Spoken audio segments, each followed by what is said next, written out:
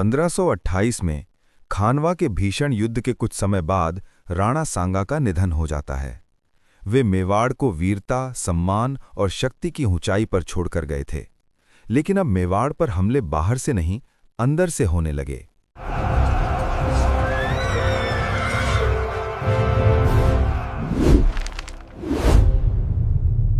राणा सांगा के निधन के बाद गद्दी पर बैठे उनके पुत्र रतन सिंह द्वितीय।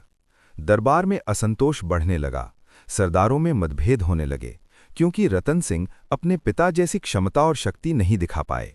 मेवाड़, जो बाहरी शत्रुओं से लड़ता था, अब भीतर से बिखरने लगा, जिसके कारण आगे चलकर उनका हाड़ा राजपूतों से संघर्ष हुआ और उसी युद्ध में दोनों पक्षों के प्रमुखों की मृत्यु हो गई। उनके बाद गद्दी पर उनके छोटे भाई विक्रमादित्य बैठे, जो स्वभाव से कठोर और अहंकारी थे।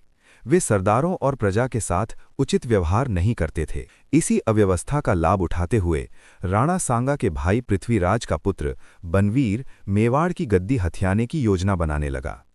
एक रात उसने विक्रमादित्य की हत्या कर दी, लेकिन गद्दी तक पहुंचने के लिए उसे एक बालक को मारना था, और वो बालक था उदय सिंह।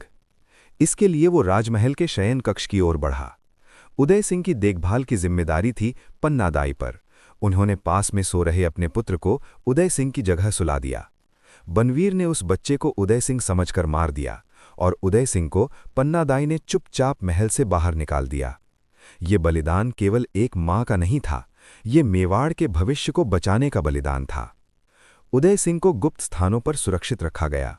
कुछ वर्षों बाद सरदारों ने बनवीर को हटाकर उदय सिंह को मेवाड़ की गद्दी पर बैठाया। राणा सांगा के बाद मेवाड़ बाहरी आक्रमणों से नहीं, बल्कि अपने ही राज परिवार के संघर्षों से कमजोर हुआ। लेकिन इसी अंधकार से बचाकर निकाले गए उदय सिंह द्वितीय, यही उदय सिंह आगे चलकर जन्म देते हैं महाराणा प्रताप को, जिन्होंने इतिहास में अपने बाप दादा से भी अधिक नाम कमाया और इतिहास की दिशा बदल दी। लेकिन अगर पन्नादाई का बलिदान न होता तो इतिहास में महाराणा प्रताप का नाम भी न होता।